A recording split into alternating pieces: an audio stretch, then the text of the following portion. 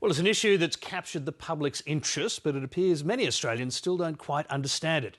The confusion around the proposed poker machine reforms has been illustrated in a survey conducted by the activist group GetUp. Simon Palin reports. What? You can't even put $10 in the pokies without getting a licence.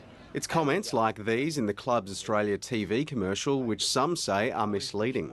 It's the pokies lobby, the clubs in particular, that have made this debate more complex than it needs to be because they have been muddying the water with misleading information.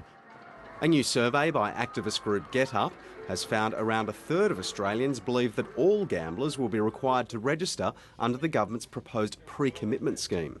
The clubs have told us from day one that all Australian gamblers will have to register for some kind of licence to punt. Well, that's not true.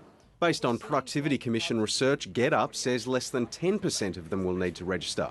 Those playing high-intensity poker machines, which allow bets of more than $1 a spin.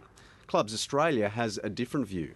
There are no machines in Australia that have a $1 maximum bet. This is the fiction being propagated by GetUp and others. In response, those advocating pokie reform say introducing low-intensity poker machines has always been an option as part of its plan. Only the high-intensity machines will require pre-commitment.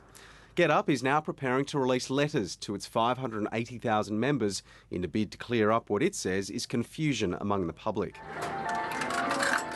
The activist group's survey also found more than two-thirds of Australians believe clubs are giving back more to the community than they actually are. There's a myth in the community that the clubs are good for our community. The reality is they get more in tax breaks than what they give back to the community. I would say that GetUp don't understand the way that clubs work, and I'll happily go through an annual report of a club, maybe the Narrabri Golf Club, to see the extent of their community contribution. That would be a worthwhile exercise for GetUp.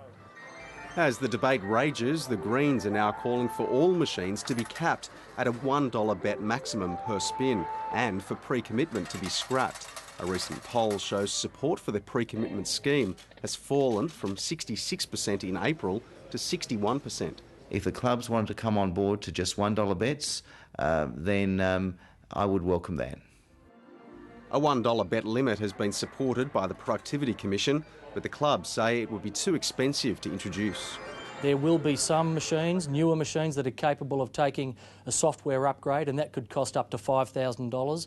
But an awful lot of machines will need to be thrown out and new technology introduced. It is not as easy as the Greens make out.